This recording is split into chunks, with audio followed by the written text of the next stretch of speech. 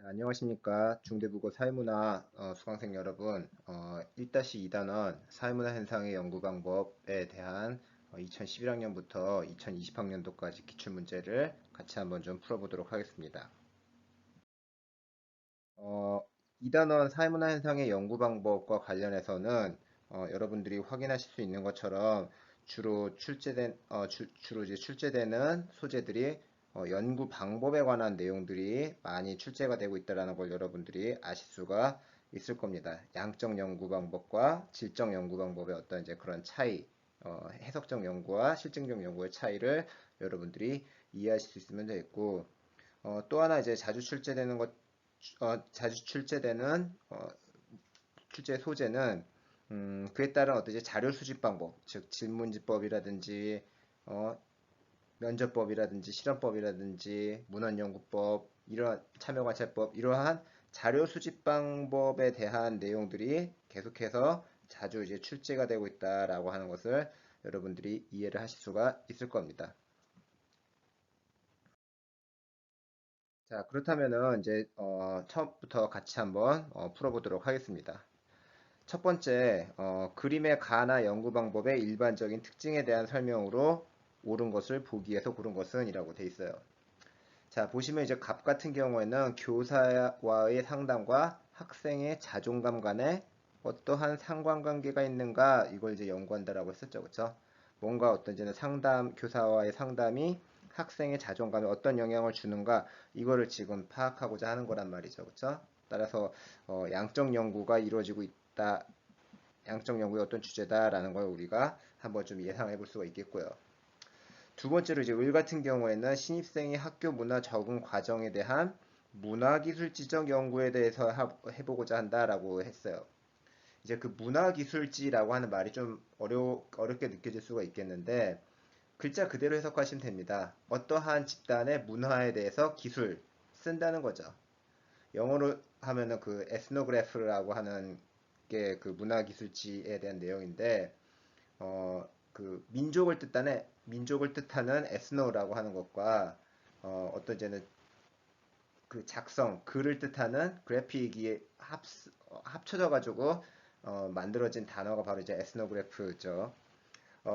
여기서도 이제 우리가 알 수 있듯이 그 문화기술지라고 하는 것은 그 어떠한 문화를 공유한 집단이 행동이라든지 언어라든지 생각 등에서 어떠한 패턴을 공유하고 있는가 이걸 이제 파악하기 위해서 연구자가 현지인의 관점에서 문화 현상을 쭉 이제 그 기술하는 연구 방법을 우린 바로 문화기술지적 연구라고 이야기를 합니다. 그러니까 문화기술지적 연구를 한다고 하는 것은 그들의 어떤 그 행위에 대해서 뭔가 좀 어떻게 의미 부여가 되고 있는 건지 저기에는 어떠한 동기와 의도가 들어가 있는 건지를 알고자 해석하고자 하는 이해하고자 하는 그러한 이제 연구가 된다라고 볼 수가 있겠죠. 이건 바로 이제는 해석적 연구의 내용들이다라고 하는 것을 즉 질적 연구의 내용이다라고 하는 걸 이제 우리가 알 수가 있겠네요, 그렇죠? 질적 연구, 양적 연구라고 하는 것은 이제는 실증적 연구라고도 이야기할 수가 있겠죠, 그렇죠? 자, 그렇다면 이렇게 이제는 갑과 을의 연구의 어떤 이제는 연구 방법의 일반적인 특징을 우리가 이제 비교를 해봤으니까, 보기 선지의 내용이, 옳은지 여부는 금방 파악할 수가 있겠습니다. 자, 기억 보시면은, 가는 연구 대상자와의 정서적 교감을 중시한다라고 되어 있는데, 연구 대상자와의 정서적 교감을 중시하는 연구는 그렇죠. 양적 연구보다는 해석적인 연구에서 주로 많이 이루어진다라고 볼 수가 있겠죠. 왜냐하면은 행위자의 어떤 동기라든지 의도를 알아내기 위해서는 연구자와 연구 대상자 간의 어떤 이제는 그러한 친밀한 어떤 이제는 관계가 형성되어야 될 필요가 있기 때문이죠. 그렇죠? 뿐만 아니라 이제 직관적인 통찰을 하려면 연구 대상자가 하는 얘기에 대해서 연구자가 그런 어떤 정서적 교감을 잘해야 될 필요가 있을 겁니다. 그렇죠? 따라서 가에 대한 얘기가 아니라 나에 대한 이야기가 되어 있고요. 니은 가는 변인 간의 관계에 대한 법칙 발견을 목적으로 한다. 그렇죠? 상관관계를 밝혀냄으로써 교사의 상담이라고 하는 것이 학생의 자존감에 어떠한 영향을 주는가 변인 간의 관계에 대한 법칙 발견을 목적으로 한다는 거죠. 뭐 예를 들면 어, 어, 교사의 상담이 어떠잖아요. 잘 이루어질수록 뭐 학생들의 어떤 이제 자존감에 긍정적 영향을 미친다. 교사의 상담이 많을수록 학생들의 어떤 자존감에 긍정적 영향을 준다라는 식의 어떤 이제는 내용들을 연구하고자 할 거란 말이죠. 그렇죠? 디귿. 나는 연구 대상자가 구성해내는 생활세계의 연구에 초점을 둔다. 연구 대상자가 구성하는 생활세계, 즉 다시 말하면은 연구 대상자들이 어떠한 의미를 부여를 하고 있는가, 이걸 이해하고자 하는 거 아니겠습니까? 그렇죠? 바로 이제 해석적 연구의 내용이 되겠네요. 그렇죠? 올바른 내용이겠고. 리을. 나는 연구 대상자의 사회문화적 맥락 파악을 중시하는 방법론적 이론론의 전통론을 따른다. 나는 이제 해석적 연구 방법이었습니다. 그렇죠? 해석적 연구는 연구 대상자의 사회문화적 맥락 파악을 중시하는 것까지는 그렇죠. 맞는 얘기죠. 그렇죠? 근데 그런 이제 사회문화적 맥락을 이해하려면 그런 어떤 이제 사람들의 동기를 이해하고 해석하려면 자연현상을 연구하듯이 겉으로 드러난 행위만 파악할 수는 없는 거죠. 그들이 어떠한 동기와 의도를 가지고 있는지를 내면의 내용을 알아내야 된단 말이죠. 따라서 이런 이제는 해석적 연구는 자연현상을 연구하듯이 자연현상의 연구 방법을 사회문화 현상에서도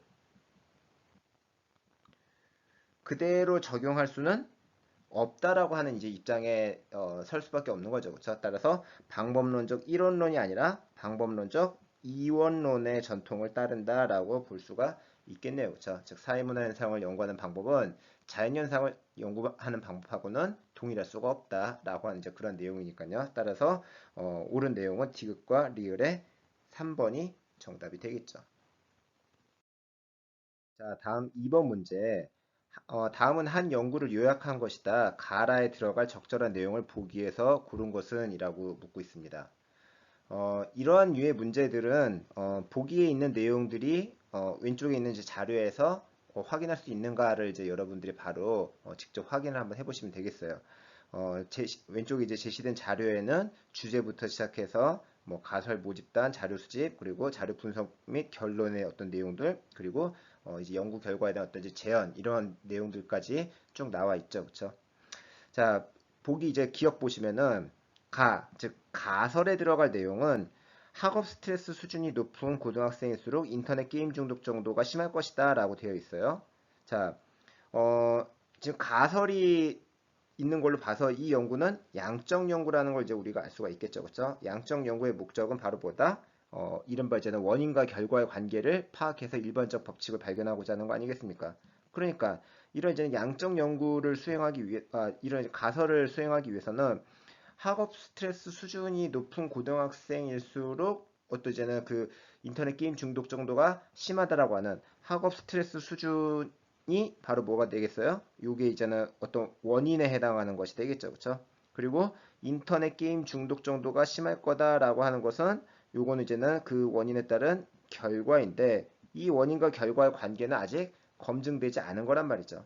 그렇다면 이것이 이제는 과연 올바른 가설인지 아닌지는 이 연구에서 세웠던 이제는 적절한 가설인지 아닌지는 뭘 보면 알 수가 있겠습니까? 네, 그렇죠. 바로 자료를 분석한 내용들을 보면 알 수가 있겠죠. 밑에 보시면 아시겠습니다만 위에 가설을 기각한다라고 되어 있어요. 그렇죠? 가설을 기각했다라고 하는 얘기는 이 가설이 틀렸다라는 얘기예요. 그렇죠? 자, 근데 봅시다. 고등학생의 인터넷 게임 중독 정도는 학업 스트레스 수준에 의해서 결정되지 않는다라고 돼 있어요. 그렇죠?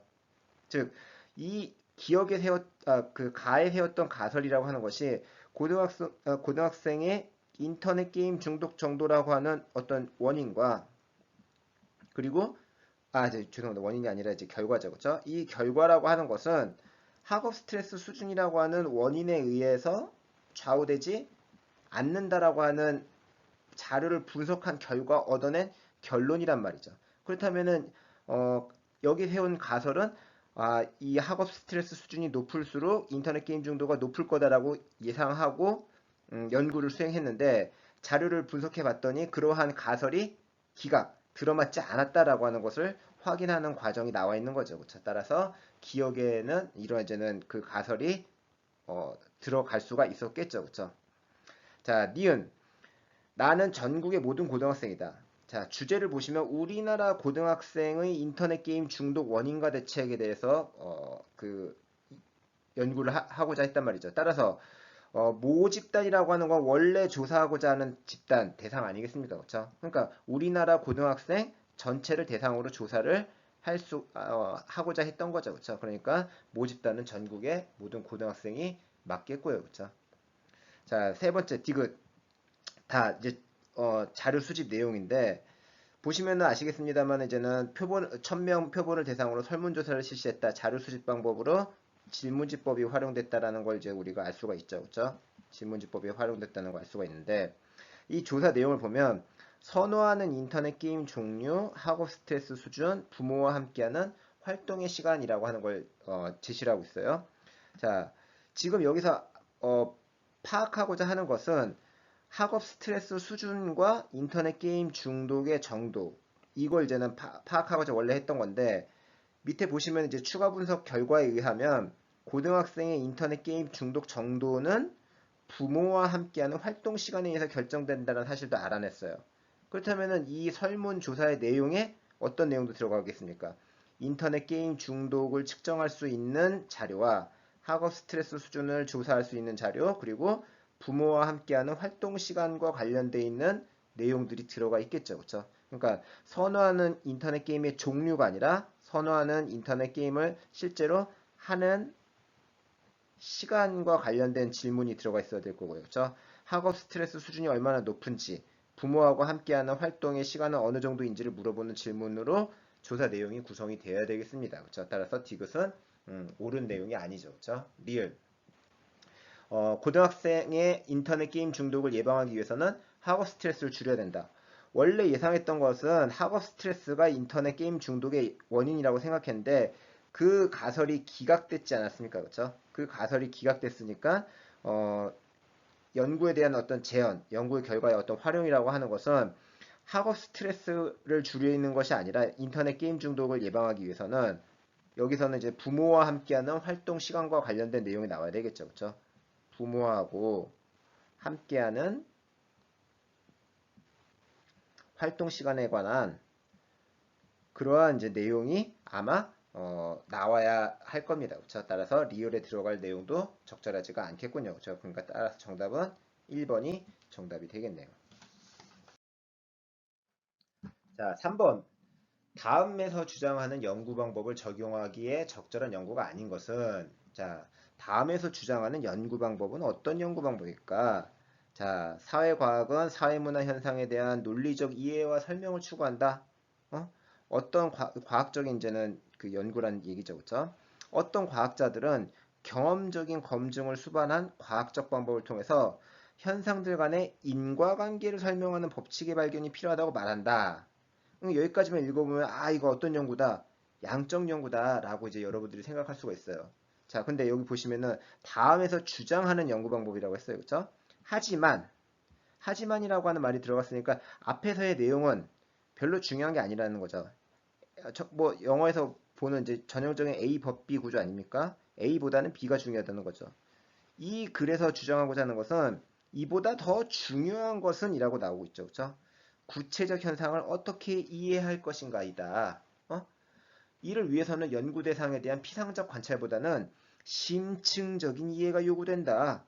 법칙이 추상적일수록 인간 행위에 담긴 동기를 이해하거나 사회문화 현상에 대한 설명력을 높이는 데는 별로 소용이 없다. 중요한 거는 사람들이 어떤 행위에 대해서 어떤 동기를 가지고 있는가 이런 걸 이해하는 게 더 중요하다라고 이 글에서는 지금 현재 주장하는 거 아니겠습니까? 그렇죠? 하지만 다음에 나와 있는 어떻게 이해할 것인가, 심층적인 이해, 동기의 이해 이런 내용들은 다 그렇죠. 바로 해석적 연구,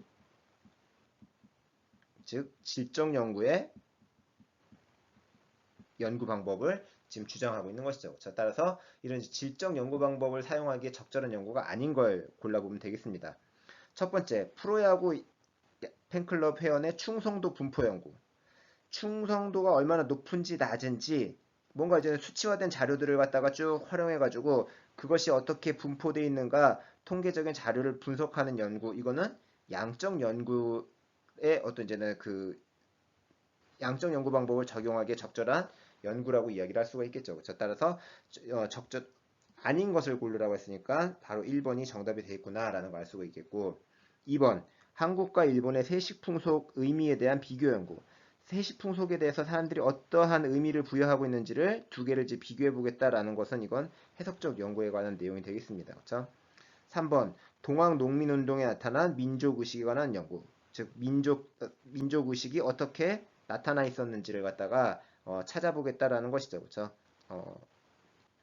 문헌연구법을 활용해가지고 이런 이제 질적 연구를 할 수도 있다는 얘기가 되겠고요. 4번 현대사회에서 주술행위에 대한 참여관찰 연구. 참여관찰법을 사용해가지고 주술행위에 대해서 사람들이 어떤 의미를 부여하고 있는가 이걸 파악하고자 하는 거니까 질적 연구가 되겠네요. 그렇죠?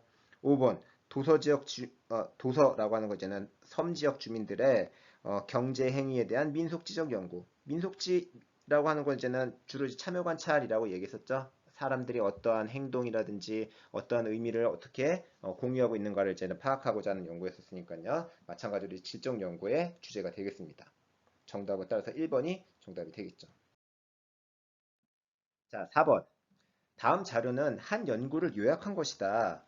이에 대한 설명으로 옳은 것은 이라고 되어 있네요. 그렇죠? 자, 보시면은 이제는 연구 주제부터 시작해서 연구의 가설, 연구 설계, 그리고 자료 분석의 결과라는 이제 자료가 제시되어 있죠. 그렇죠? 자, 이런 내용을 바탕으로 해서 우리가 이제는 하나하나 좀 살펴보면 첫 번째, 온라인 학습 유경험자는 실험 집단이다. 그러면 이제 여기에 대한 설명으로 옳은 것은 이려면 실험 집단이라고 하는 말이 나왔으면은 이 연구에서 어떤 자료 수집 방법으로 자료를 수집했어야 됐겠습니까? 그렇죠. 바로 실험법을 사용했었어야 됐죠. 그렇죠? 그렇다면 이제 여기서 실험법이 사용되었는가? 응? 실험법이 사용되었는가 여부를 이제 우리가 확인을 하면 될 거예요. 그렇죠? 실험 집단과 어찌 대조 집단으로 나눠 가지고서는 구분을 해야 될 텐데 보시면 이제 연구 설계 임의로 선정한 고등학교 세 곳의 재학생 중 온라인 학습 유경험자를 대상으로 자료 수집 방법, 질문지로 주당 온라인 시간과 중간고사 성적을 조사했다라고 돼 있어요. 그렇죠? 질문지를 사용했으니까 1번의 진술은 그렇죠. 틀린 진술이 되겠죠. 그렇죠? 실험법을 사용하지 않았어요. 그렇죠? 2번 종속 변수에 대한 조작적 정의가 이루어졌다. 종속 변수라고 하는 게 뭐였습니까? 종속 변수라고 하는 건 그렇죠. 결과에 해당하는 거죠. 그렇죠? 원인에 해당하는 것이 독립 변수고 종속 변수라고 하는 건 결과에 해당하는 것이 될 텐데 그런 이제 결과에 대한 조작적 정의. 자, 연구의 가설 보시면은 온라인 학습 시간이 많은 고등학생일수록 즉 온라인 학습 시간이라고 하는 것이 이 연구에 있어서의 어떤 이제는 원인에 해당하는 즉 우리가 이제 배운 용어로 하자면은 독립변인에 해당하는 거죠. 그렇죠? 그리고 학업 성취도가 높을 것이다 라고 하는 것은 학업 성취도라고 하는 것은 이런 이제는 온라인 학습 시간에 영향을 받는 결과 즉 종속 변수가 되겠네요. 그렇죠? 이런 이제 종속 변수에 대해서 학업 성취도라고 하는 학업이 얼마나 높아졌는가를 측정하기 위한 어떤 개량화된 개념 정의를 하고 있죠. 그렇죠? 이걸 이제 우리는 바로 뭐라고 얘기합니까? 개념의 조작적 정의라고 이야기를 해요. 그렇죠? 어떠한 개념을 숫자로 표현할 수 있는 것. 개념에 대한 조작적 정의라고 하는 것은 어떠한 개념을 수치로 표현할 수 있는 그런 어떤 이제는 과정을 우리가 개념을 조작적으로 정의한다라고 이야기하는 거 아니겠습니까? 그렇죠? 따라서 여기 보시면 학업 성취도라고 하는 공부를 얼마나 하는지를 숫자로 이제는 뭐 점수 같은 걸로 표현하는 방법이 채택이 되어 있으니까 그렇죠. 바로 2번이 옳은 설명을 하고 있다는 걸 우리가 확인할 수가 있네요. 3번 자료 분석 결과에 따르면 이 연구의 가설은 수용될 것이다. 자, 연구의 가설은 온라인 학습 시간과 학업 성취도 간에 양적인 상관관계가 있다라고 이야기를 하는 거죠. 그렇죠? 근데 자료 분석의 결과를 보시면 그러면 학습 시간이 3시간에서 미만 3시간에서 6시간, 6시간에서 9시간, 9시간 이상으로 계속해서 늘어가게 되면 중간고사 점수 역시 순차적으로 늘어가야 될 텐데 여기 보시면은 중간에 그렇죠. 갑자기 팍 튀어나왔죠. 그렇죠? 갑자기 팍 튀어나왔어요. 그러다가 갑자기 여기서 또 줄어들었습니다. 그렇죠? 즉 3시간 미만에서부터 9시간 이상에까지 중간고사 점수가 계속적으로 쭉 상승을 해야만 이런 이제는 연구의 가설이 수용이 될 텐데 실제로 나와 있는 것은 실제로 나온 결과는 높아졌다가 낮아졌다가 다시 높아지는 이러한 이제는 상황이란 말이죠. 그렇죠? 따라서 이러한 이제 가설이 수용된 것이 아니라 어떻게 됐다? 가설이 기각됐다라는 걸 이제 우리가 알 수가 있죠. 그렇죠? 4번. 표본 집단이 대표성을 갖추어 연구 결과를 일반화할 수 있다라고 되어 있는데, 자, 표본을 보니까 임의로 선정한 고등학교 3곳의 재학생에게 조사를 했네요. 그렇죠? 알고자 하는 건 뭐였습니까? 고등학생의 학업 성취도를 알고자 하는 거죠. 고등학생 전체의 온라인 학습 시간이 어떤 영향을 주는가를 알고자 했는데 탈랑 3곳의 재학생만 가지고 연구를 했으니까 과연 표본의 어떤 대표성을 갖췄다라고 이야기하기 어렵겠죠. 그렇죠?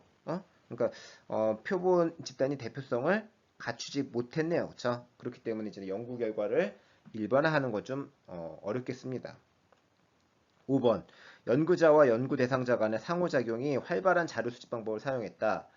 연구자와 연구 대상자 간의 상호작용이 활발한 자료 수집 방법은 자료 수집 방법 중에서 그 면접법 같은 것이 이제 대표적이겠죠. 그렇죠? 주로 이제 비구조화된 질문지를 이용해 가지고 연구 대상자와 연구자 사이에 어떤 이제 정서적 교감이 이루어지게 되는 거니까 따라서 이런 이제 면접법과 관련된 내용을 묻고 있는데 실제로 사용하고 있는 사용하고 있는 자료 수집 방법은 질문지법이기 때문에 이건 역시 마찬가지로 옳은 내용이 아니겠네요. 자, 정답은 2번이 정답입니다.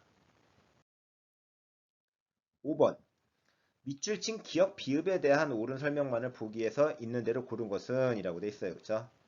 자, 내용을 읽어보면 연구자 갑은 타인의 기대가 있으면 이에 부응하는 쪽으로 행동이 변할 것이라는 가설을 세웠다. 가설을 세운 걸로 봐서 이 연구는 양적 연구다라는 걸 알 수가 있겠죠. 그렇죠? 근데 이제는 그 양적 연구를 함에 있어서 타인의 기대라고 하는 어떤 독립변인, 원인이죠. 그렇죠? 독립변인이 사람들의 어떤 기대에 부응하는 쪽으로 행동이 변한다라고 하는 어떤 결과, 즉 종속 변수를 초래한가 이걸 이제 우리가 묻고 있단 말이죠. 그렇죠?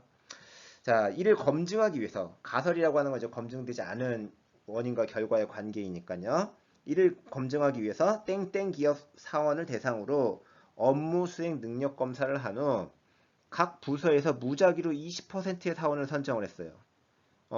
이 바로 이제 20%의 사원들에게 뭔가 어떠지는 자료를 좀 이제 그 자기의 가설을 검증하기 위한 그런 어떤 조치를 취하고 자료를 얻고자 하는 거겠죠. 그렇죠? 그 명단을 부장한테 주면서 업무 수행 능력 점수가 높은 사원들이라고 믿게 하였고 부장은 이를 지속적으로 격려했어요. 여기서 보시면 이제는 업무 수행 능력 점수가 높은 사원들이라고 믿게 하였고요. 그렇죠? 그리고 부장이 이를 지속적으로 격려를 했습니다. 그렇죠? 즉 원인에 해당하는 타인에 대한 기대를 지금 이 20%의 사람들에게 심어주고 있는 거죠. 그렇죠? 여기서 보면은 이 20%의 사람들은 바로 이런 이제는 그 원인, 즉 다시 말하면은 우리가 이제 독립변인이라고 한다고 했었습니다. 그렇죠? 독립변인에 대한 처치가 이루어졌네요. 그렇죠? 독립변인에 대한 처치가 이루어졌으니까 이 사람들 우리가 뭐라고 얘기하겠습니까? 그렇죠? 실험 집단이라고 이야기를 하겠죠. 그렇죠? 반면에 그런 이제는 그 격려를 받지 않은 나머지 사람들이 바로 이제는 이런 실험 집단하고 이제 비교하기 위한 대조 집단, 뭐 대조군이라고도 이야기하고요, 그렇죠? 혹은 이제는 어, 여기 나온 이제 표현처럼 이제는 통제 집단이라고 하는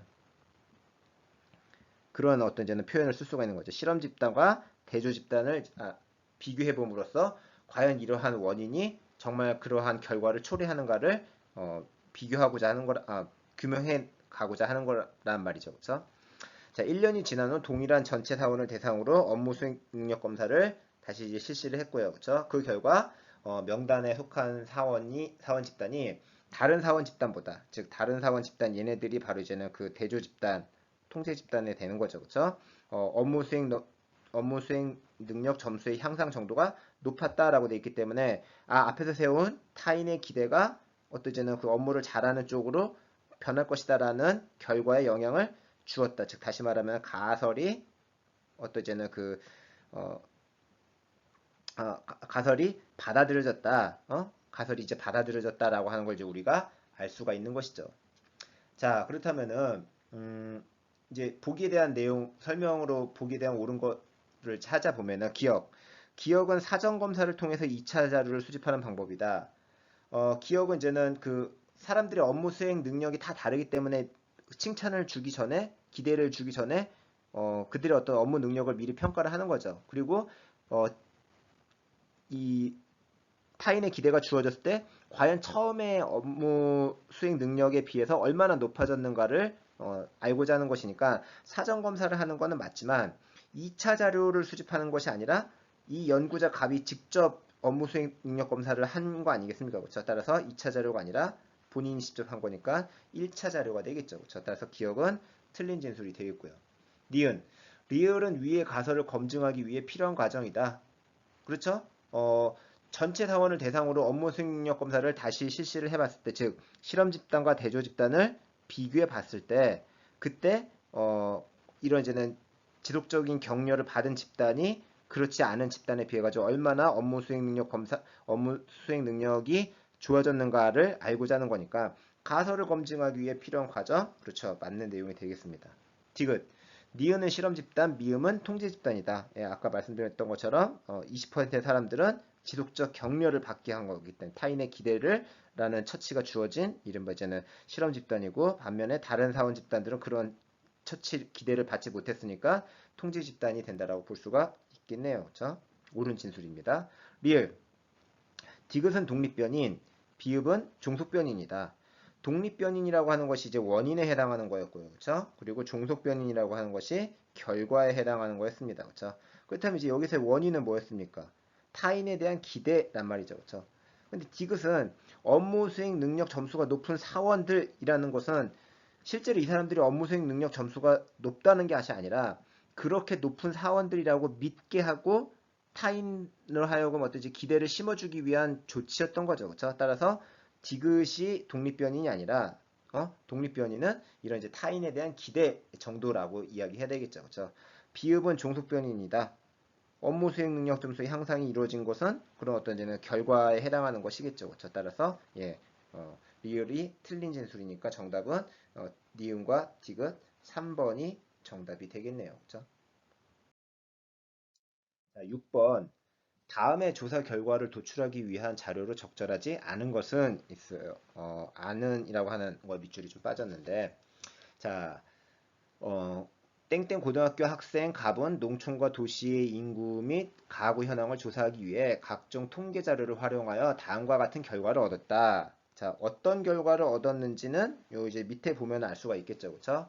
첫 번째, 농촌은 도시보다 독거 노인 가구의 비중이 높고, 농촌은 도시보다 독거노인 가구의 비율이 높고 유소년 부양비의 감소 정도가 더 컸다라고 하는 게 이제 첫 번째 알 수 있는 내용이었어요. 그렇죠? 이게 이제 첫 번째 내용이었고, 두 번째 내용은 도시는 농촌보다 친족 가구 중에서 3세대 이상 확대 가정의 비율이 더 높고 다문화 가구 수가 더 많았다라고 하는 내용을 알 수가 있네요. 그렇죠? 그리고 이제 세 번째 내용은 농촌과 도시 모두 노년 인구의 증가율이 부양 인구의 증가율보다 컸다라고 하는 내용들을 알 수가 있습니다. 그렇죠? 자, 그렇다면 이제 이러한 내용을 바탕으로 해서 우리가 지금 선지에 있는 질문에 있는 것처럼 발문에 있는 것처럼 활용한 자료로 적절하지 않은 걸 한번 이제 찾아보죠. 그렇죠? 1번. 농촌과 도시의 노년 부양비 변화 추이. 농촌과 도시의 노년 부양비라고 하는 거는 부양 인구를 노년 인구를 부양 인구로 나눈 다음에 곱하기 100한 어떤 수치라는 게 이제 여기 제시가 되어 있죠. 그렇죠? 노년 부양비의 변화 추이는 노년 부양비의 변화 추이는 우리가 이제 뭘 보면 알 수가 있습니까? 그렇죠? 파란색 요거를 보면은 알 수가 있는 거죠. 그렇죠? 노년 인구의 증가율이 부양 인구의 증가율보다 컸다. 다시 말하면은 노년 인구의 부양 증가율이 부양 인구의 증가율보다 컸기 때문에 이것이 훨씬 더 컸기 때문에 따라서 우리는 어떤 사실을 알 수가 있어요? 예, 노년 부양비가 증가했다라는 사실을 알 수가 있죠. 그렇죠? 노년 부양비가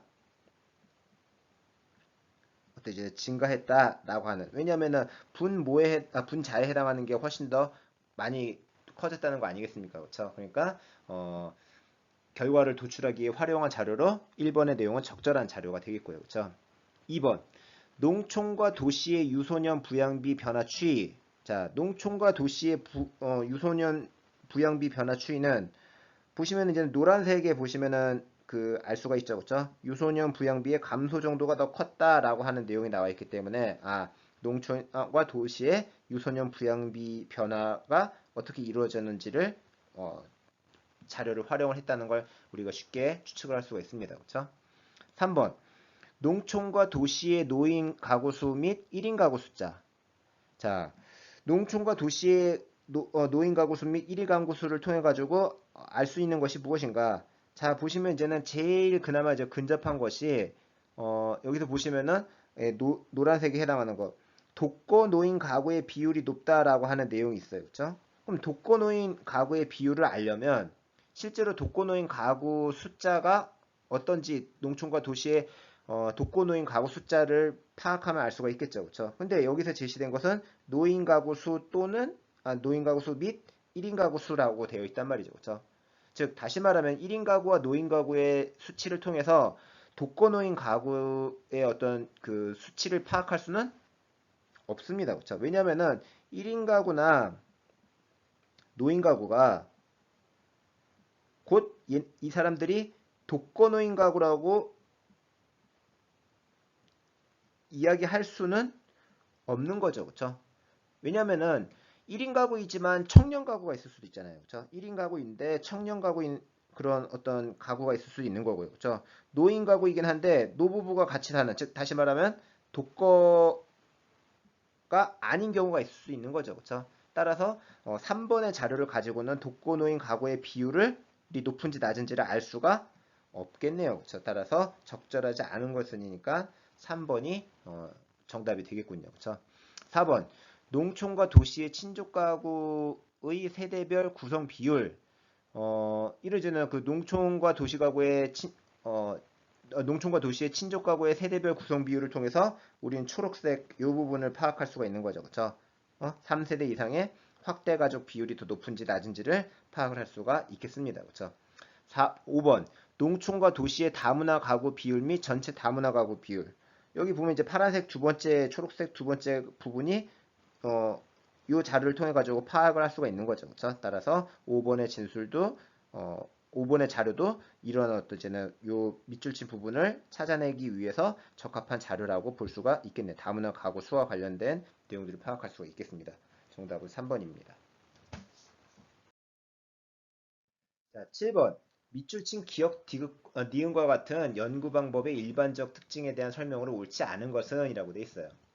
자, 가번에 보면은 뭐 구성원에게 물질적 성공이라는 가치를 고무시키는 사회에서 모두가 이러한 성공에 도달할 수 있는 합법적 수단을 갖는 것은 아니다. 그래서 제도적인 수단이 제한적인 하층에서 범죄를 저지를 가능성이 높다. 이를 검증하기 위해서는 계층을 개념화하고 계층을 이제 뭔가 개념화하고 상중하 뭐 이런 식으로 나누고요. 그렇죠? 범죄를 유형화해서 이들 간의 상관관계를 분석하는 연구 방법을 사용해야 된다라고 하고 있어요. 그렇죠? 그러니까 지금 여기서 연구 방법의 일반적 특징에 대해서 묻고 있으니까 가 연구에서 사용되고 있는 그 연구 방법은 뭐겠습니까? 네, 양적 연구가 활용되고 있다는 걸 알 수가 있겠죠. 실증적 연구가 활용되고 있고요. 그렇죠? 나번에 보시면 범죄도 학습의 산물이다. 뭐 친구나 가족으로부터 범죄 태도와 행동을 배운다. 특히 약물 범죄의 경우 약물에 대한 우호적 태도와 사용 기술이 요구되므로 경험자와 연출이 중요하다. 이를 파악하기 위해서는 심층 면접을 통해 약물 사용에 동조하고 함께하는 친구와의 연결망을 형성하는 과정을 이해할 수 있는 연구 방법을 사용해야 된다라고 이야기하고 있어요. 그렇죠? 심층 면접을 통해서 그러한 어떤 행위의 과정을 이해해야 된다. 바로 질적 연구에 어떤 이제는 그 연구 방법이 활용되고 있음을 알 수가 있겠습니다. 그렇죠? 자, 그러면 이 내용을 바탕으로 선지의 이제 진위 여부를 한번 확인해 보면 1번 기억과 같은 방법은 경험적 자료를 통해서 연구 대상자의 가치나 태도를 객관적으로 파악하고자 한다. 경험적 자료라고 하는 것은 뭐 앞에서도 말씀드렸습니다만은 우리가 하고자 하는 이제 과학적 탐구의 대상물이었어요. 그렇죠? 인간의 감각을 통해서 획득을 하는 겁니다. 따라서 뭐 이거는 양적 연구든 질적 연구든 다 경험적 자료를 통해서 우리가 이제는 그 파악하고자 하는 것이 되겠죠. 그렇죠? 그러니까 연구 대상자의 어떤 이제는 그 가치라든지 태도를 이제 객관적으로 파악하고자 한다라고 했으니까 뭔가 수치화돼 가지고서는 그 원인과 결과의 상관관계를 분석하고자 하는 것은 분석하고자 하는 의도가 있었죠. 그렇죠? 따라서 1번의 진술은 옳은 진술이 되겠죠. 경험적 자료는 양적 연구, 질적 연구 모두에서 활용될 수가 있는데 이 연구 대상자의 가치나 태도를 뭐 이해하고 어떤 해석하려고 하는 것이 아니라 객관적으로 어떤 상관관계를 분석하려고 하는 거니까 그렇죠. 양적 연구의 특징으로 옳게 설명을 하고 있고요. 2번 니은과 같은 방법은 직관적 통찰을 통해 주로 인간 행위의 이면보다 행위 자체를 분석하고자 한다. 니은은 이제는 질적 연구에 씁니다. 그렇죠? 질적 연구에서는 직관적 통찰을 사용하죠. 그렇죠? 연구자가 직관적 통찰을 통해서 딱 보면 알 수가 있는 그런 어떤 직관적 통찰의 방법을 사용하는데 이때 인간의 행위 이면보다 행위 자체를 분석하고자 하는 것이 아니라 이게 바뀌어 있죠. 그렇죠? 즉 인간의 행위 자체보다는 인간 행위의 이면을 훨씬 더 중하게 여기는 거 아니겠습니까? 그렇죠? 따라서 2번의 진술이 틀린 진술이군요. 그렇죠? 그러니까 정답은 2번이 정답이 되겠고요. 그렇죠? 3번 기억과 같은 방법은 니은과 같은 방법에 의해서 연구 결과를 일반화할 수 있어서 현상에 대한 예측력이 높다. 그렇죠? 양적 연구 방법은 연구 결과에 대한 일반화가 훨씬 더 용이하지 않습니까? 그렇죠? 응? 그러니까 이제 원인 일반화시킬 수 있는 원인과 결과의 관계를 파악했으면 어떤 현상에 대해서 이러이러한 원인이 있으면 결과가 이러이러할 것이다. 우리가 쉽게 파악을 할 수가 있겠죠. 예측할 수가 있겠죠. 4번 니은과 같은 방법은 기억과 같은 방법에 의해 연구자와 연구 대상자 간의 정서적 교감을 중시한다. 정서적 교류를 중시함으로써 뭔가 어떤 이제는 그들의 동기라든지 의미 부여를 이해하고자 하는 해석적 연구에 관한 내용으로 4번도 옳은 내용이 되어 있고요. 5번 기억과 같은 방법은 방법론적 이론론.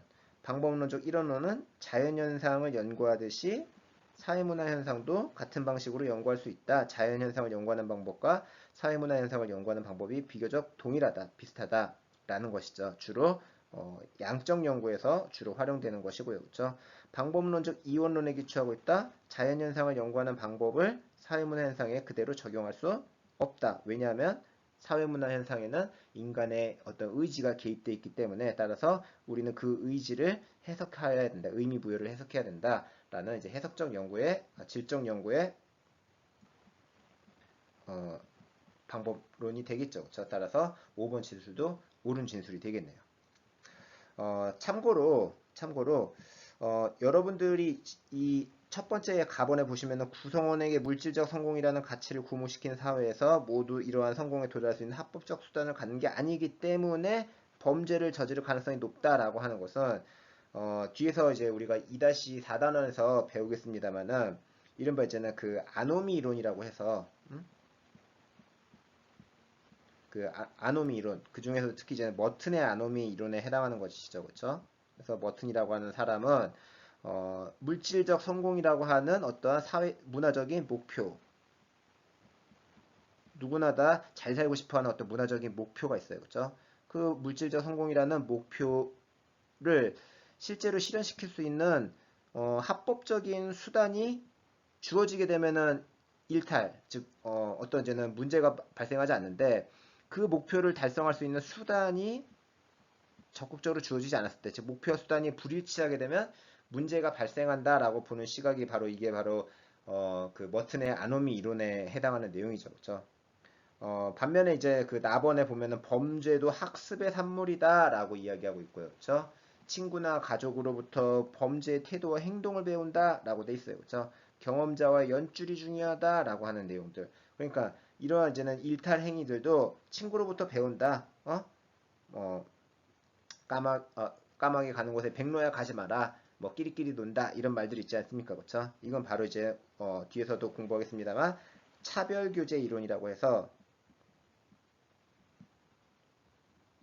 그러니까 범죄를 저지르는 사람들끼리 교류하다 보면 그런 어떤 이제는 범죄의 태도를 배움으로써 일탈이 벌어지게 된다라고 하는 것을 이제 설명하는 이론이 되겠습니다. 뒤에서 우리가 다시 한번 더 확인을 해보도록 하죠. 8번 밑줄 친 기억 비읍에 대한 옳은 설명만을 보기에서 있는 대로 고른 것은 자 보시면 이제 뭐 연구자 갑은 초등학교 1학년 96명을 선정하여 성별, 언어 능력 등의 차이가 나지 않도록 조정을 하고 4개 집단을 구성하였다. 이를 통해서 아동의 문장 독해력이 교수법에 따라 차이가 나는지, 특히 상징적 교수법이 더 효과적인지를 파악하고자 했다. 파악하고자 하는 내용이 뭐였어요? 문장 독해력이라고 하는 것이 교수법에 따라 차이가 나는가를 묻고 있는 거죠. 그렇죠? 즉 교수법이라고 하는 독립변인에 따라 문장 독해력이라고 하는 결과인 종속변인이 어떻게 변화하는가를 알고자 한단 말이죠. 그렇죠? 응? 그래서 이제 4개 집단으로 나눠서 각각 상징적, 음성적, 표출적, 해석적 교수법에 따라 동일 기간 동안 학습을 해야 할 때요. 그렇죠? 그러니까 4개 집단 중에 한 집단에게만 상징적 그 교수법을 사용하고 나머지는 음성, 표출, 해석적 교수법 등 다른 방법들을 수행을 한 겁니다. 그렇죠? 그리고 나서 이제 문장 이해 능력 검사를 실시한 결과 상징적 교수법으로 배운 집단이 다른 교수법으로 배운 집단에 비해서 점수가 더 높았다. 즉 자신의 독립변인과 종속변수 간의 관계를 즉 가설을 검증했음을 우리가 알 수가 있어요. 그렇죠? 그러니까 이제는 실험법을 통해서 이런 어떤 이제 원인과 결과의 관계를 파악하고자 하는 양적 연구가 수행되었다라는 것을 우리가 알 수가 있겠죠. 그렇죠?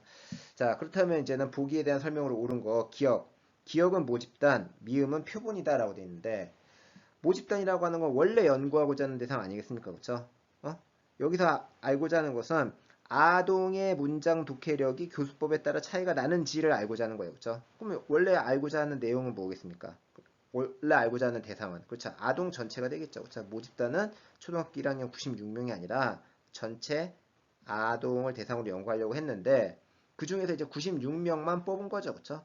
96명만 뽑은 거니까 표본은 4개 집단 그렇죠? 뭐 미음이라고도 해도 되겠지만 이제 기억 초등학교 1학년 96명이라고 하는 것이 더 정확하겠네요. 그렇죠? 그러니까 기억의 진술은 틀린 진술이 되어 있고 니은 니은은 독립변수 외에 다른 변수를 통제하기 위한 작업이다. 보시면 이제 성별, 언어 능력 등의 차이가 나지 않도록 조정을 했다고 했어요. 그렇죠? 왜냐면은 여기 이 내용에서는 교수법에 따라 문장 독해력이 얼마나 차이가 있는가를 파악하고자 하는 게 어떤 연구의 핵심적인 내용 아니겠습니까? 그렇죠? 따라서 교수법이라고 하는 독립변인을 처치하기 전에 이 집단들 사이에 성적 차이가 크게 난다면 그것이 즉 그 교수법이라고 하는 원인이 문장 독해력에 영향을 준 원인이다라고 이야기할 수가 없겠죠. 그렇죠? 원래부터 저들이 공부를 잘했다라고 하는 이제는 다양한 원인이 개입될 수도 있는 거니까 따라서 그러한 어떤 이제 독립변인 이외의 변수를 제거하기 위해서 성별이라든지 언어 능력과 같은 다른 변인들을 통제하고 있는 다른 변수의 어떤 통제를 위한 작업을 하고 있음을 우리가 알 수가 있어요. 그렇죠? 니은은 옳은 진술이고요. 디귿. 디귿은 독립변수, 리을은 종속변수이다. 독립변수라고 하는 것이 원인이고 종속변수가 결과였으니까 따라서 이 내용은 이제 니은과 디귿과 리을을 바꿔야 되겠죠. 리을이 독립변수 그리고 리을이 독립변수 그리고 디귿이 종속변수라고 이야기를 해야 되겠고요. 그렇죠? 리을 비읍은 디귿을 조작적으로 정의하여 얻은 1차 자료이다. 개념을 조작적으로 정의했다라고 하는 건 개념을 수치화했다라는 얘기입니다. 그렇죠? 자, 비읍이라고 하는 것 바로 뭐였습니까? 점수예요. 그렇죠? 점수라고 하는 것은 어떤 점수인 거야? 그렇지? 문장 독해력이라고 하는 것을 파악하기 위한 어떠한 조작적으로 개념의 조작적 정의가 이루어진 거죠. 그렇죠?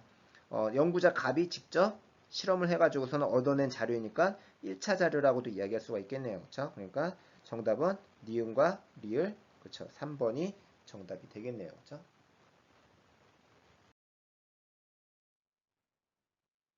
자, 9번. 다음에서 갑이 수행한 연구에 대한 옳은 설명을 보기에서 고른 것은 이라고 했어요.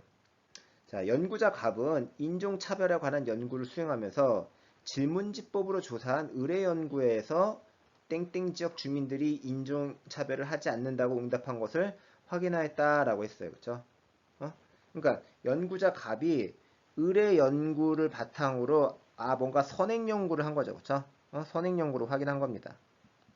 그럼 이 선행 연구 확인을 할 때는 어떤 자료 수집 방법을 썼을까?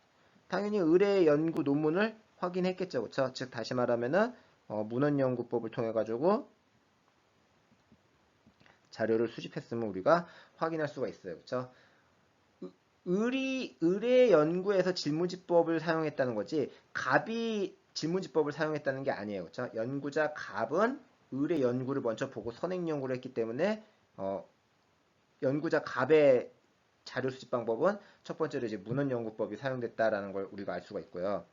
자, 그리고 난 다음에 갑은 직접 땡땡 지역을 다니면서 호텔과 식당 등에서 인종에 따라 서비스가 달라지는지를 여부를 살펴보면서 상세한 자료를 통해서 상세한 기술을 통해서 자료를 수집했다라고 돼 있어요. 직접 다니면서 서비스가 달라진 여부를 직접 이제 자료를 수집했다. 그러니까 여기서 지금 현재 갑이 사용하고 있는 자료 수집의 방법은 직접 가서 보고 듣고 관찰한 내용이죠. 그렇죠? 다시 말하면 이제 참여관찰법의 방법으로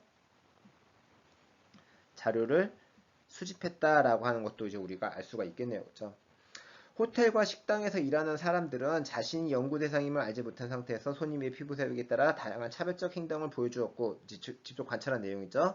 갑은 의뢰 연구 결과와 자신이 수집한 자료를 비교하여 의뢰 결론에 반론을 제기했다. 이른바 이제 연구 결과의 어떤 도출을 이뤄냈음을 알 수가 있겠습니다. 자, 그렇다면 이제 이런 내용을 바탕으로 옳은 설명을 보기 위해서 고른 걸 찾아보면 기억. 2차 자료를 수집하여 활용하는 연구 방법, 2차 자료를 수집하여 활용하는 방법이 사용되었다. 그렇죠? 2차 자료라고 하는 건 뭐였습니까?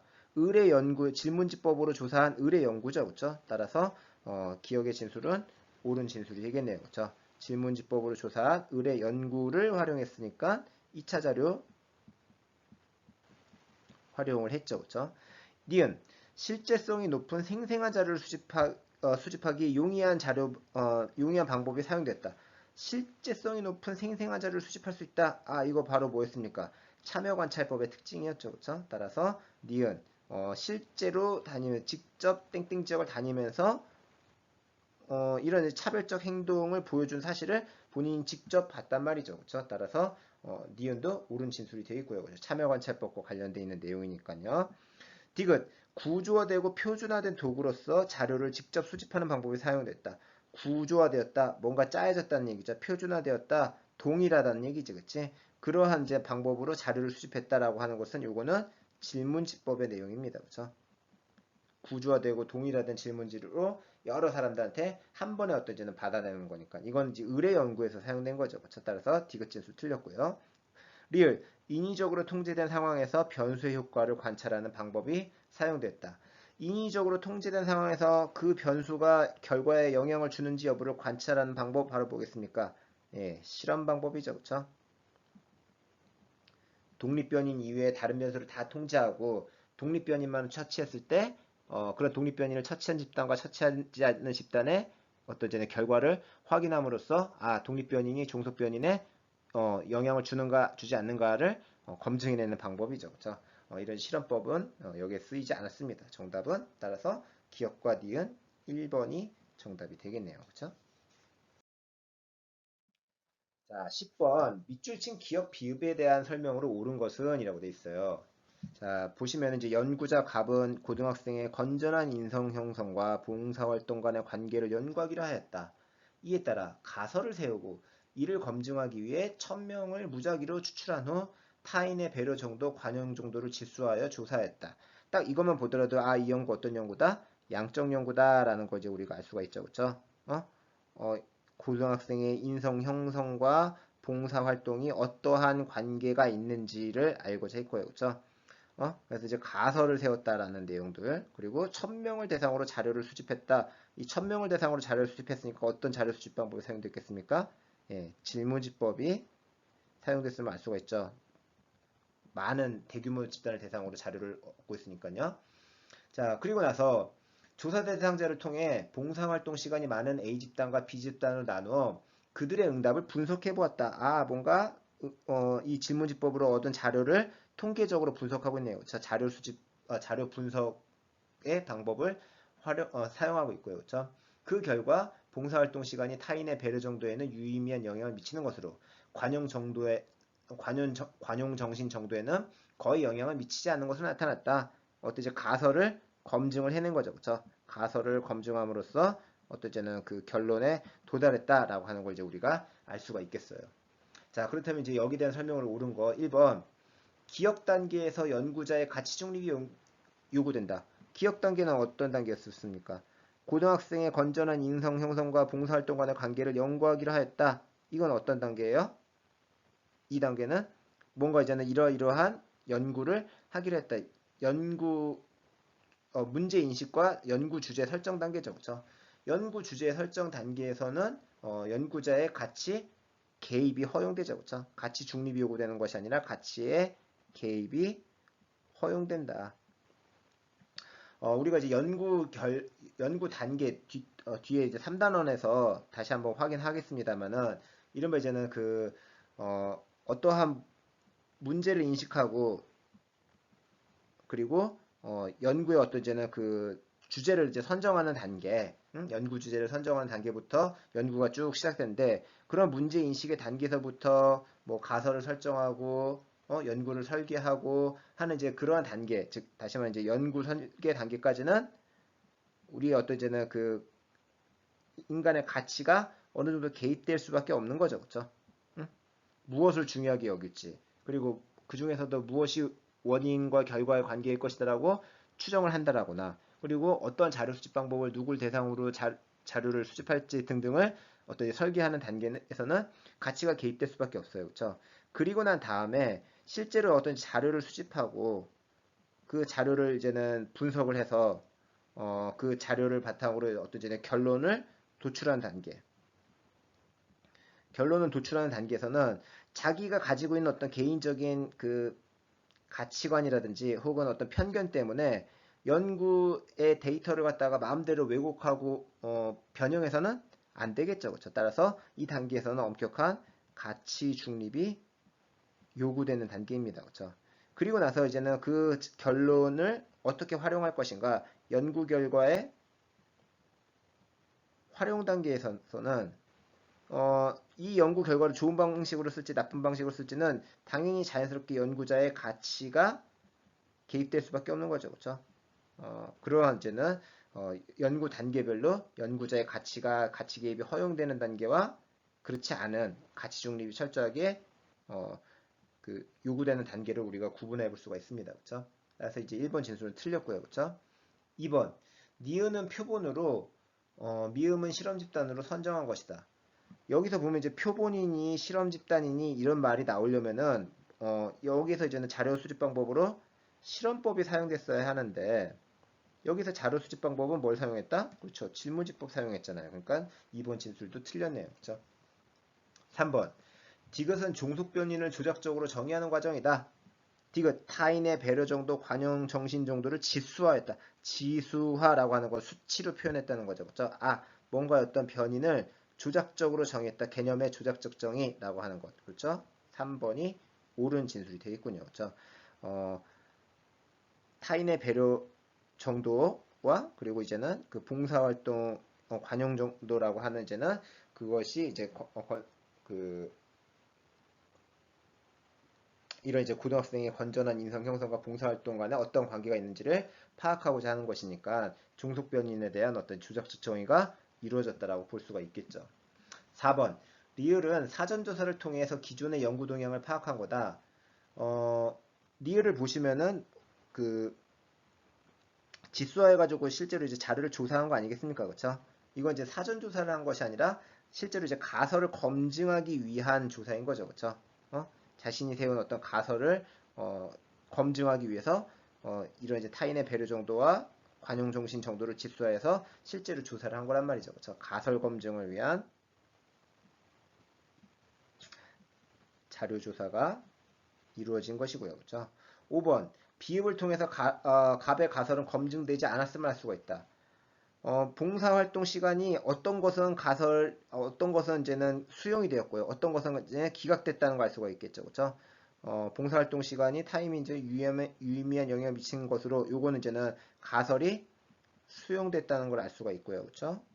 반면에 관용종신 정도는 거의 영향을 미치지 않았다라는 건 여기에 어떤 가설은 기각되었다라는 걸 알 수가 있어요. 그렇죠?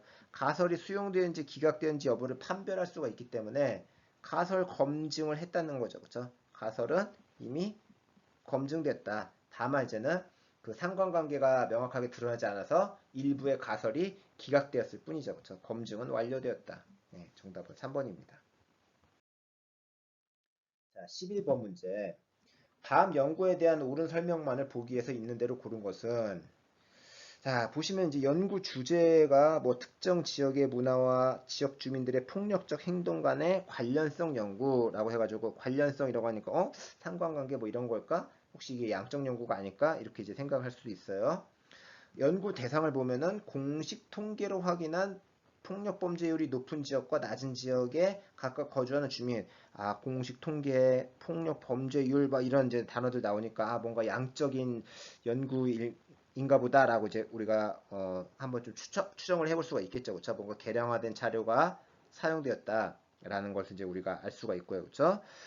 자료 수집을 보시면은 각 지역에서 주민들과 함께 생활하면서 있는 그대로의 삶의 모습을 심층적으로 관찰했다. 근데 앞에서는 이제 양적 연구라고 추정을 했었는데 자료 수집한 걸 보니까 삶의 모습을 심층적으로 관찰했대요. 함께 생활하면서. 이거는 자료 수집 방법에서 뭐 사용한 겁니까? 예, 그렇죠. 참여 관찰법 사용한 거죠. 그렇죠? 그러면 이제 앞에서의 추정이 이게 양적 연구라고 생각했었는데 참여관찰법을 사용했으니까 이게 과연 양적 연구인가? 그런 의심을 이제 조금 더 키워봐야 되겠네요. 그렇죠? 연구 결과 B 지역 주민들과 달리 A 지역 주민들이 타인으로부터 자신을 보호하고 자존감을 지키기 위해 폭력에 의존하게 되는 맥락적인 이유를 밝혀서 그들만의 문화적 특징을 이해하게 되었다라고 돼 있어요. 그렇죠? 연구를 해보니까 그 연구의 내용은 뭐겠습니까? B 지역 주민들과 A 지역 주민들 사이에 폭력을 쓰는 것에 대한 어떤 맥락적인 이유, 그래서 문화적인 특징을 이해할 수 있게 되었다라고 하는 말을 하고 있는 거죠. 그렇죠? 그래서 이 연구가 바로 어떤 연구다. 사람들의 어떤 동기라든지 의미 부여를 해석하기 위한, 그렇죠. 질적 연구라고 하는 걸 우리가 알 수가 있죠. 그렇죠? 양적 연구인 줄 알았더니, 참여관찰법이란 자료 수집 방법을 사용한, 어떤 의미를 해석해내고자 하는 질적 연구였다라는 걸 알 수가 있겠어요. 그렇죠? 자, 그렇다면 보기 옳은 설명 골라봅시다. 기억. 수량화된 2차 자료를 사용하였다. 수량화라고 하는 거 이제 수치로 표현했다는 거죠. 통계, 폭력 범죄율 뭐 이런 이제 표현들 나오는 거니까 그렇죠. 2차 자료를 활용했다. 공식 통계는 내가 만든 게 아니잖아요. 누군가 대신 만들어 놓은 거죠. 그렇죠? 기관에서 만들어 놓은 겁니다. 그걸 내가 활용한 거니까 2차 자료 활용한 거 맞네요. 그렇죠? 공식 통계를 사용했으니까 수량화된 2차 자료 활용 맞고요. 니은 질적 자료를 활용하여 양적 연구를 수행하였다. 참여 관찰로 수집한 이제 문화기술지적 자료들이죠. 그렇죠? 근데 그걸 통해 가지고 양적 연구를 수행한 것이 아니라 어떤 연구를 수행했다? 그렇죠. 우리가 뒤에서도 봤던 것처럼 맥락적인 이유를 밝히고 문화적 특징을 이해하는 결과를 얻어낸 질적 연구를 한 거죠. 그렇죠? 질적 연구를 수행했다라는 걸 알 수가 있고요. 그렇죠? 그래서 니은 틀렸죠? 디귿 계량화하기 어려운 인간 행위의 의미를 직관적 통찰을 통해서 파악하였다. 그렇죠? 보면은 뭔가 그 행위의 어떤 숫자 뭐 이런 걸로만 파악하기는 어려운 사람들이 어떤 이제 폭력에 의존하는 맥락적 이유를 밝혀냈단 말이죠. 그렇죠? 그래서 이런 어떤 직관적 통찰을 통해서 계량하기 어려운 인간 행위의 의미를 밝혀냈다. 디귿 진술도 옳은 진술이 되겠습니다.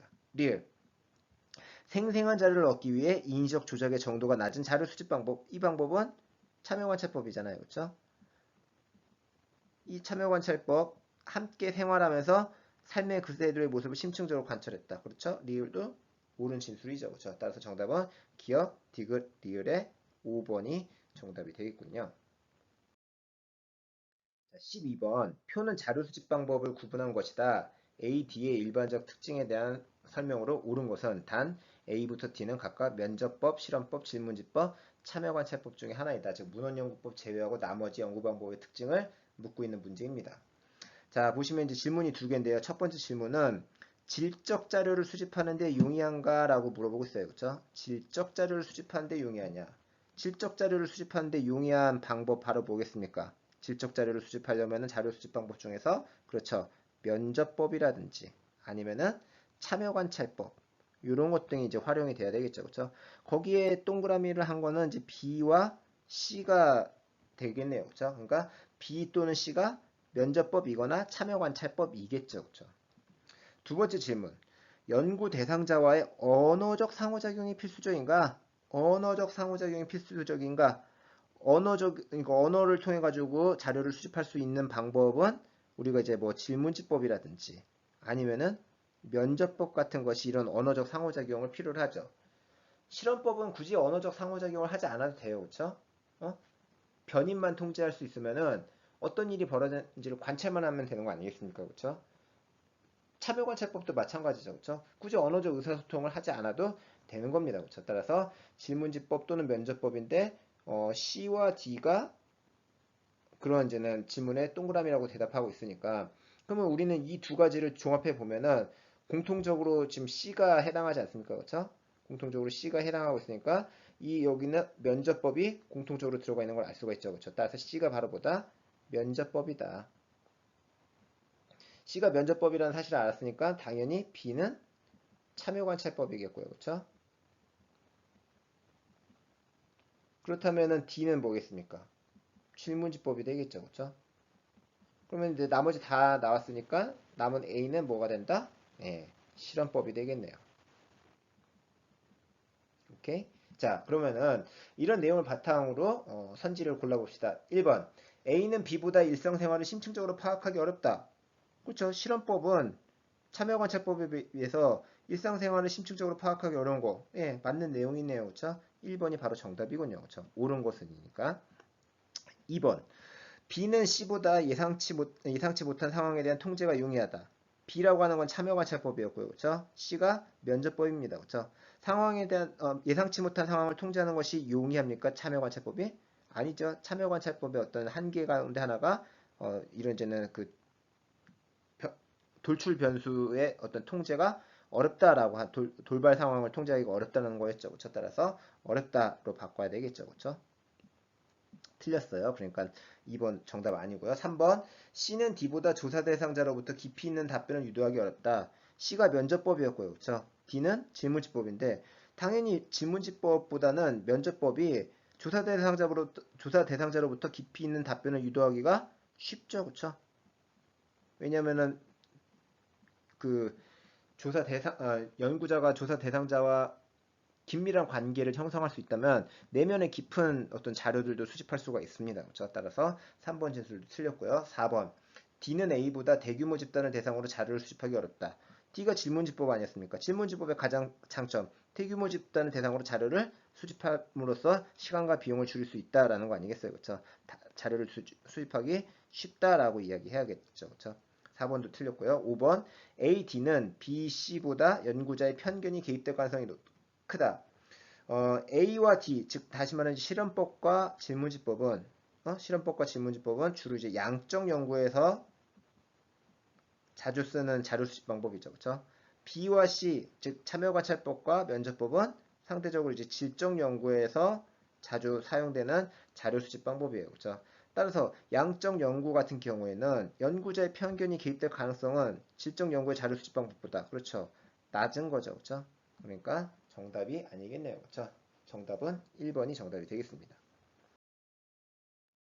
자, 13번. 다음 탐구 활동을 적절하게 수행한 모둠을 고른 것은 있어요. 그래서 모둠별 탐구 활동이 가족 제도 및 가족 문제와 관련하여 모둠별로 주어진 가설을 검증하기에 적절한 자료를 제시했는가를 이제 확인하는 것이죠. 그렇죠? 그러니까 세운 가설을 검증하기 위한 어떤 자료로 적절한 거를 적절한지 여부를 판단을 하는 것이죠. 가설을 검증하기 위한 자료의 적절성을 판단해보는 이제 그러한 문항이 될 텐데, 자 보시면은 A 같은 경우에는 수도권 지역은 비수도권 지역에 비해서 핵가족의 비율이 높을 것이다 라는 가설을 세웠고 자료는 수도권과 비수도권의 각각 1세대 가구와 2세대 가구 수 및 3세대 이상 가구 수라고 하는 자료를 활용했다라고 나와 있어요. 사실 이제 이 핵가족이냐 확대가족이냐라고 하는 거는 작년까지, 그러니까 이제 그 2019 개정교육과정에서는 수능에서 사회문화 출제 범위였었습니다만은 여러분들이 배우게 되는 이 2015 개정교육과정에서부터는 삭제가 됐습니다. 그렇기 때문에 뭐 더 이상 이제 핵가족, 확대가족의 어떤 개념을 구분하는 문제는 앞으로 수능에서는 출제되지 않을 거예요. 그래서 뭐 기출 문제이기 때문에 반드시 이걸 우리가 꼭 알아둬야 되는 건 아니지만 뭐 상식적 차원에서 굳이 꼭 알아두고 넘어가자면 핵가족이라고 하는 건 이제는 그 부부끼리만 있거나 부부만 있거나 아니면은 부부와 미혼의 자녀로 구성된 가족을 이제 우리가 핵가족이라고 이야기를 하죠. 여러분들이 이제 주로 지금 현재 가족들의 모습을 떠올려 보면 쉽게 이해할 수가 있겠죠. 여러분들은 아직 결혼 안 하셨지 않습니까? 그렇죠? 그러니까 미혼의 자녀와 여러분들의 부모님이 함께 사는 그런 이제 가족이 핵가족이에요. 근데 저희 집은 할아버지 할머니도 같이 사는데요. 이러면 어떻겠습니까? 그렇죠? 가족의 핵심으로부터 어떤 이제 가족의 외연이 확장된 거죠. 그렇죠? 그런 경우는 이제 우리가 확대 가족이라고 이야기를 합니다. 여기서 보면 이제 핵가족을 이게 비율을 확인하려면은 전체 가구 수에서 이런 이제 1세대 가구 수와 2세대 가구 수, 3세대 가구 이상의 가구 수를 파악하면 알 수가 있을까? 당연히 이제 그럴 수가 없겠죠. 그렇죠?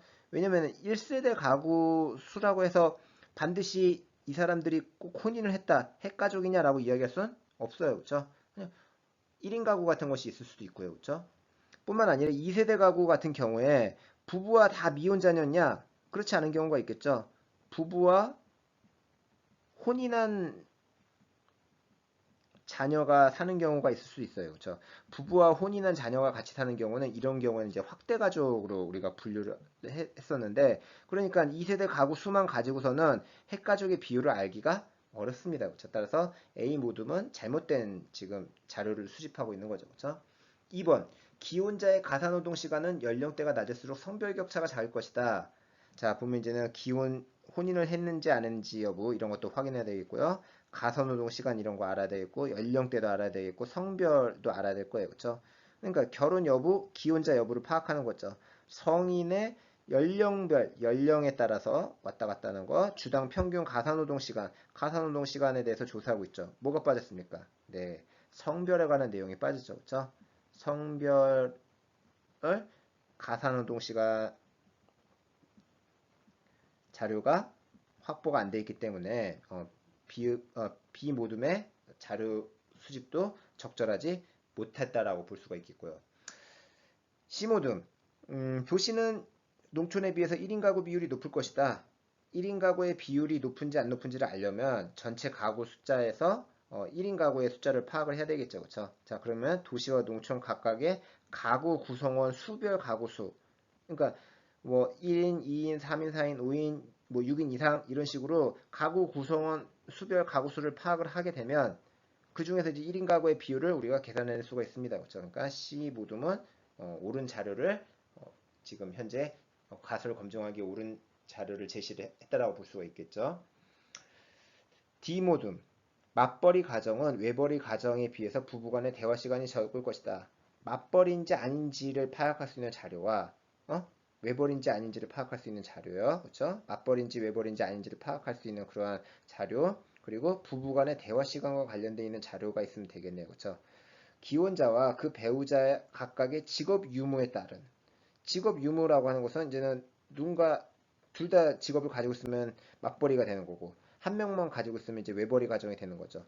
부부간의 하루 평균 대화 시간이라고 하는 건 부부간의 대화 시간에 관한 내용이니까 디모둠도 옳은 가설을 검증하기에 적절한 자료를 제시했다고 볼 수가 있겠습니다. 따라서 정답은 C모둠과 D모둠 5번이 정답이 되겠네요. 자, 14번 문제. 다음은 자료 수집 방법 A, D를 구분한 것이다. 이에 대한 설명으로 옳은 것은 A, D는 각각 면접, 실험, 질문지, 참여 관찰법 중 하나다라고 했어요. 자, 그랬을 때 보면 이제 이렇게 표로 분석을 해놨는데 계량화된 자료를 수집하는 데 활용되냐라고 물어보고 있어요. 그렇죠? 계량화라고 하는 건 바로 뭐겠습니까? 숫자를 통해 가지고 파악한다. 즉 다시 말하면 이제 양적 연구에서 쓰이는 자료 수집 방법이냐를 묻고 있는 거죠. 그렇죠? 그렇다면은 예라고 대답했으니까 여기에는 질문지법이라든지 혹은 실험법이 들어가야 될 거고요. 그렇죠? 아니요라고 응답한 곳에서는 면접법이라든가 혹은 참여관찰법 이런 것 등이 이제는 해당한다라고 볼 수가 있겠죠. 계량화된 자료를 수집해서 뭔가 어떤 외면적인 행위와 관련되어 있는 자료를 수집하는 것은 주로 양적 연구의 자료 수집 방법들과 관련되어 있는 내용이니까 자 이런 내용을 바탕으로 선지에 한번 이제 그 진위 여부 확인해 봅시다. 1번 가는 인위적으로 통제된 상황에서의 변수 효과를 관찰하는 방법인가가 적절하다. 인위적으로 통제된 상황에서 변수 효과를 관찰한다. 그 방법 바로 뭐겠습니까? 이거 실험법의 방법이죠. 그렇죠? 실험법의 내용인데 이 실험법의 내용으로 A와 C는 구분할 수가 있겠지만 B와 D는 구분할 수 있습니까? 없습니까? 그렇죠. 당연히 구분 못하죠. 그렇죠? B와 D를 구분을 못한단 말이죠. 그렇죠? 그렇기 때문에 우리가 1번의 진술은 적절한 진술이라고 볼 수가 없어요. 그렇죠? 2번 가가 언어적 상호작용에 의한 자료 수집이 필수적인가? 라고 한다면 언어적 상호작용에 의한 자료 수집이 필수적인가? 언어를 통해서 자료를 주고받을 수 있는 방법은 바로 뭐겠습니까? 질문지법이라든가 면접법이 되겠네요. 그렇죠? 그랬을 때 둘 다 이제 예이려면은 A가 질문지법 그리고 B가 면접법이 되니까 당연히 D는 참여관찰법이 되겠죠. 그렇죠? 그러니까 2번 진술이 옳은 진술이 되겠네요. 왜냐하면 면접법 여기서의 면접법이 B가 될 거 아니겠습니까? 그렇죠? 따라서 2번의 진술이 옳은 진술이 되겠군요. 그렇죠? 3번 가가 자료 수집 시 연구 대상자의 응답이 필수 요건인가? 연구 대상자의 응답이 필수 요건인가? 언어적 상호작용에 의한 자료 수집하고 같은 얘기죠. 그렇죠? 즉 질문지법이거나 면접법 둘 중에 하나일 텐데 질문집거나 A와 B가 각각 이제는 질문지법이나 면접법 중에 하나일 텐데 B가 면접법이면은 C는 뭐가 되겠습니까? 당연히 이제 실험법이 돼야 되겠죠. 질문지법이 아니라 실험법이 돼야 되겠네요. 그렇죠? 그러니까 3번 진술은 틀렸고요. 그렇죠? 4번 A가 질문지법이라면 가는 다수를 대상으로 한 자료 수집에 주로 사용되는 데가 적절하다. 다수를 대상으로 자료 수집에 사용되는가라고 하는 건 이건 이제 질문지법의 내용 아니겠습니까? 그렇죠? 그러니까 A가 질문지법이라면 A에 관련돼서 얘라고 했으니까 이건 맞는데 B도 얘라고 이야기할 수는 없는 거죠. 그렇죠? 면접법이나 참여관찰법은 다수를 대상으로 한 자료 수집 방법이 아니잖아요. 그렇죠? 즉 B와 D를 구분하기 위한 B에 해당하는 내용이 아니기 때문에 4번의 진술도 적절하지가 않겠고요. 그렇죠? 5번 B가 참여관찰법이라면 가는 연구자가 현상이 실제로 발생한 현지에 가서 연구해야 되는가? 연구자가 실제로 현지에 가서 연구한다. 이거 참여관찰법 내용이네요. 그렇죠? 참여관찰법과 관련된 내용이니까 이 참여관찰법과 관련해서 얘라고 했으니까 이제 B가 참여관찰법이 되는 거죠. 그렇죠? 그럼 B가 참여관찰법이라면 A 질문지법이나 실험법도 거기에 해당해야 될 텐데 질문지법이나 실험법은 참여관찰의 내용하고는 관련이 없지 않습니까? 그렇죠? 따라서 A에 해당하지 않은 질문이니까 마찬가지로 5번의 진술도 옳은 진술이라고 볼 수가 없겠군요. 정답은 2번입니다. 자, 15번 문제. 자료 수집 방법 AC에 대한 옳은 설명을 보기 위해서 고른 것은? 이라고 했어요. 단 A부터 C는 각각 질문지법, 면접법, 실험법 중 하나다. 세 가지뿐이네요. 질문지, 면접법, 실험법 중 하나이다. 연구 내용에 가장 적합한 자료 수집 방법을 사용했다는 전제 조건이 있습니다. 그렇죠? 자, 그래서 이제 첫 번째 연구를 보시면 폭력 예방 교육이 폭력성 감소에 미친 효과를 교육 전후의 검사를 통해서 측정했다. 폭력 예방 교육이라고 하는 어떠한 독립변인이 폭력성을 실제로 감소시켰는지에 어떤 이제 종속변인에 얼마나 영향을 줬는가를 실제로 그 교육을 실시한 후와 실시하지 않은 이후, 즉 어떤 이제는 실험을 독립변인을 처치하고 난 이후와 처치하고 처치하기 전과 처치한 이후의 어떤 이제는 결과를 비교 분석함으로써 알아보고자 하는 것이니까 여기서 이제는 실험법이 사용됐다라는 걸 우리가 알 수가 있겠죠. 청소년 1000명을 대상으로 많다. 비행 친구 교제 여부와 비행 간의 상관관계를 분석했다라고 돼 있어요. 그렇죠? 이거는 딱 봐도 질문지법이다라는 걸 우리가 알 수가 있고요. 그렇죠? 세 번째, 가출 청소년의 가출 동기와 왜 가출했을까, 가출 후 비행에 이르는 과정을 이해하기 위한 자료 수집 방법은 뭔가 어떤 내면의 깊은 이야기가 오가야겠죠. 그렇죠? 면접법이 사용됐음을 확인할 수가 있겠습니다. 자, 그렇다면 이제 보기에 내용 옳은 설명인지 여부는 금방 확인할 수가 있겠어요. 기억. A는 B와 달리 질적 자료를 수집하기 용이하다. 질적 자료를 수집하기 용이한 거는 그렇죠. 면접법에 관한 내용이죠. 그렇죠. C와 관련된 내용이 돼야 될 겁니다. 기억 틀렸고요. 니은. B는 C에 비해서 시간과 비용 측면에서 효율적이다. 그렇죠. 질문지법의 가장 특징은 시간과 비용을 줄 수 있다. 네, 옳은 진술이네요. 디귿. C는 B에 비해서 조사자의 주관적 가치가 개입될 가능성이 크다. A와 B 같은 경우에는 주로 이제 양적 연구에서 활용되는데 C 같은 경우에는 질적 연구에서 주로 활용된단 말이죠. 그렇죠? 따라서 주관적 가치가 개입될 가능성, 질적 연구의 특징 아닙니까? 그렇죠? 그러니까 디귿도 옳은 진술이고요. 리을. B는 A, C에 비해서 자료 수집 상황에 대한 통제 정도가 높다. 자료 수집 상황에 대한 통제 정도가 높다. 이 폭력 예방 교육이라는 독립변이 이외에 나머지 변인들은 다 통제를 해야 될 필요가 있는 것은 바로 실험법의 내용이 되겠죠. 그렇죠? 그러니까 B가 아니라 A는 B, C에 비해서 자료 수집 상황에 대한 통제 정도가 높다라고 진술을 해야 옳은 진술이 되겠군요. 그러니까 정답은 니은과 디귿 3번이 정답이 되겠습니다. 자, 이제 마지막으로 16번. 자, 마지막이에요. A, D의 일반적 특징에 대한 설명으로 옳은 것은 이라고 했습니다. 단 A, D는 각각 면접법, 문헌연구법, 질문지법, 참여관찰법 중 하나다라고 제한 조건이 있는 거 확인하도록 하시고요. 자, 그랬을 때 이제 첫 번째 연구 사례 봅시다. 갑은 소방관 스트레스 완화 방안에 대한 연구를 위해서 상당 사례집 내용을 분석을 했다고 했어요. 상당 사례집 이미 나온 연구 결과들을 내가 이제는 읽어보고 분석을 한 거죠. 그렇죠? 그러니까 어떤 연구 방법이 사용된 겁니까? 네, 맞아요. 바로 문헌연구법이 사용됐다라는 것을 우리가 알 수가 있겠죠. 그렇죠? 비구조화된 질문으로 소방관들과 심층 면접을 했다라고 돼 있어요. 그렇죠? 질문자에 따라서 다양한 질문을 던지면서 심층 면담을 했다라는 거니까 여기서는 면접법을 사용했구나라는 것도 알 수가 있겠네요. 그렇죠? 그것이 A 또는 C. 그러니까 문헌연구법이 A일지 C일지, 면접법이 A일지 C일지는 잘 모르겠지만 어쨌거나 A와 C는 문헌연구법이거나 면접법 둘 중에 하나라는 사실을 알아냈고요. 그렇죠? 두 번째, 소방관 근무 만족도 연구에 필요한 설문 문항 개발을 위해 선행 연구를 검토했다라고 돼 있어요. 선행 연구를 검토했다라고 하는 것은 바로 뭐겠습니까? 그렇죠. 앞에 어떤 연구 논문들을 봤다는 얘기죠. 그렇죠? 따라서 자료 수집 방법으로 뭘 사용했다? 네, 맞아요. 문헌연구법을 사용했다라는 거 이번에도 알 수가 있네요. 그렇죠? 질문 내용을 구성하고 30개의 구조화된 문항을 통해서 500명을 대상으로 근무 만족도에 대해서 조사를 했다라고 돼 있어요. 그렇죠? 많은 인원을 대상으로 뭔가 동일한 문장을 물어보고 있다라는 것이니까 이것은 질문지법이 되겠죠. 그렇죠? 자, 그러면 이제 B 또는 C가 문헌연구법이거나 질문지법이라는 얘기가 되는데 앞에서 우리가 여기 보면 여기도 C가 있고 여기도 C가 있어요. 그렇죠?